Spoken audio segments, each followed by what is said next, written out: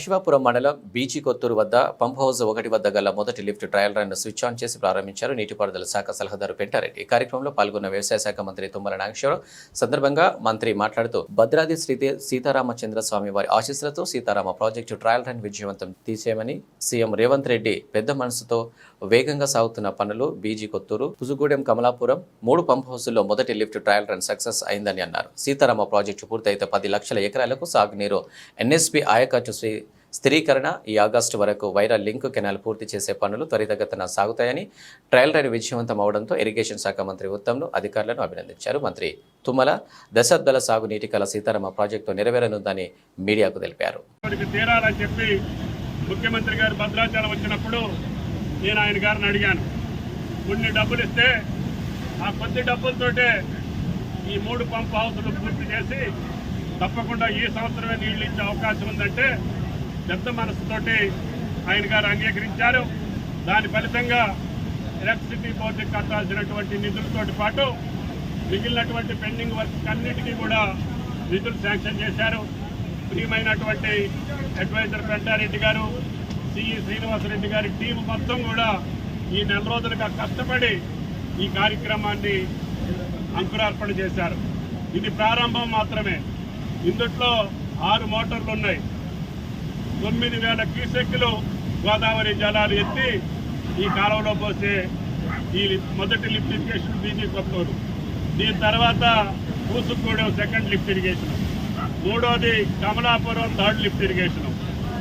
అధికారులు కోరేది ఏంటంటే ఈ యొక్క నెల రోజుల్లోనే ఈ 3 పంప్ హౌస్లో ట్రయల్ రన్ చేసి ఏనుకూరు లింక్ కెనాల్ వరకు ఏ రకమైనటువంటి అభ్యంతరం లేకుండా, ఆటంకాలు లేకుండా మెయిన్ కెనాల్ పూర్తి చేసి భగవంతుడి దయ వల్ల, శ్రీరామచంద్రుడి దయ వల్ల వైరా ప్రాజెక్టుకి ఈ సంవత్సరం నీళ్లు పంపించేటటువంటి అవకాశం కల్పించమని చెప్పి అధికారులను ఆదేశించాం. వాళ్ళు అదే పట్టుదలతోటి రేయంబాబుళ్ళు కృషి చేసి పనిచేస్తున్నారు. ఇరిగేషన్ శాఖ మంత్రులు కూడా ఇప్పుడే ఈ రైతాంగానికి శుభాకాంక్షలు తెలియజేశారు.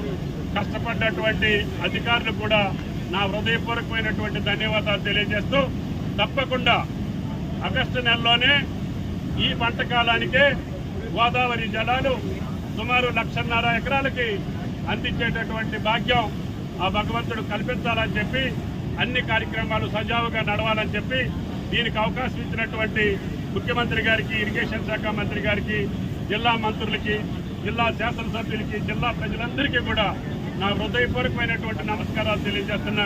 మీకు కూడా ఎంతో సహకరించారు. ఈ గ్రామస్తులు ఉప్పల్ రెడ్డి గారు శంకుస్థాపన రోజే నేను ఆయనకి పాదాభివందనం చేశాను. మీరు ప్రారంభించండి.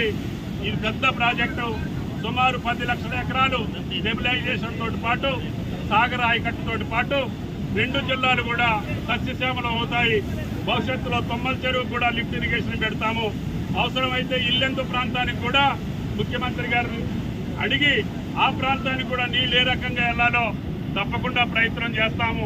ముందు ఖర్చు పెట్టినటువంటి సొమ్ముకి, ఖర్చు పెట్టినటువంటి నిధులకి అర్థవంతంగా మనం ప్రతి సంవత్సరం ఒక 2 లక్షల ఎకరాలు నీళ్లు ఇచ్చేటట్టుగా ఈ ప్రాజెక్టు పూర్తి చేసుకుంటే రేపు రాబోయే 3-4 సంవత్సరాల్లో ఆ 2-3 టన్నెల్స్ పూర్తి చేసి మొత్తం ఆయకట్టుకి నీళ్లు ఇచ్చేటటువంటి ఆ యొక్క శక్తిని, సామర్థ్యాన్ని మాకు కలిగించాలని చెప్పి ఆ భగవంతుడు ప్రార్థిస్తూ మీ అందరికీ హృదయపూర్వక నమస్కారాలు. Thank you.